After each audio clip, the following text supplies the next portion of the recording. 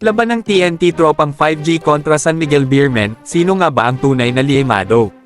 Madami ang nagsasabi na San Miguel daw ang mananalo sa series na ito at sila ang pipigil sa aspiring Grand Slam contender na TNT 5G. Ito'y sa kadahilanan na mas kumpleto nga sila o mas healthy kung tawagin kesa sa TNT na halos lahat ng star players ay injury tulad nila Jason Castro, Reynam Batak, RR Pogoy at Kelly Williams. Nandyan din daw kasi ang 8-time MVP na si Junmar Fajardo na magpapanalo sa kanila. Hindi limit sa kaalaman ng lahat ay ang injured na si Jason Castro ay hindi na makakapaglaro sa seryeng ito dahil kailangan niya ng 6 months recovery at nakaka-4 na buwan pa lang ito, kaya naman panigurado ay hindi na siya maglalaro sa Philippine Cup Championship ngayong season na ito. Pero ang matagal na nating hindi nakikita at naglalaro na si Reynam Batak ay makakapaglaro na ito ngayong finals.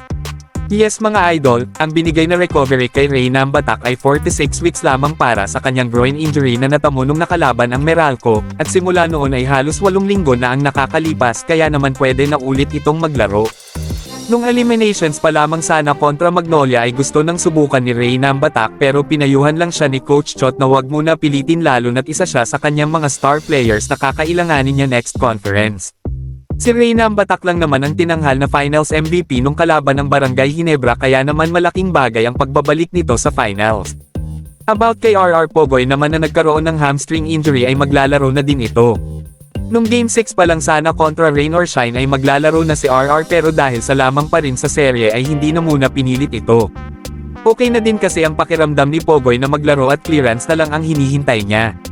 Since Sunday pa naman ang Game 1 ay lalong mas mahaba pa ang pahinga at pagkuha ng rhythm ni Pogoy at Nambatak sa laro, kasama na dyan ang kanilang center veteran na si Kelly Williams.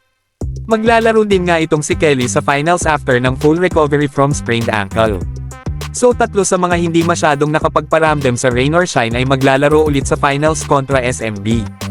Kaya para sa akin, liemado ang TNT sa seryeng ito. Unlike Ginebra kasi na ang pantapat lang nila na legit center kay Fajardo ay si Jepeth, sa TNT kasi ay napakarami. Nandyan si Kelly Williams, Poy Erem at ang bagong physical player nila na si Brandon Ganuelas Rosser. So paniguradong hindi ganon kadali ang pagdadaanan ni Junmar sa loob lalo na't very physical maglaro ang tatlo. Remember mga idol na may injury din na iniinda si Fajardo kaya nga off the bench ito sa dalawang laro kontra Barangay Ginebra. Halos hindi naman nawala ng legit point guard ang TNT dahil sa pagdating ng isang rookie veteran maglaro na si Jordan Heading. Halos covered nga niya ang stats ni Castro na kung saan ay nag-best player pa ito sa semis. Mas gutom din kasi manalo ang TNT dahil sa inaasam na first ever Grand Slam kaya sa tingin ko ay liemado ang TNT sa larong ito kontra sa San Miguel Beermen. Ikaw idol, SMB ka ba o TNT?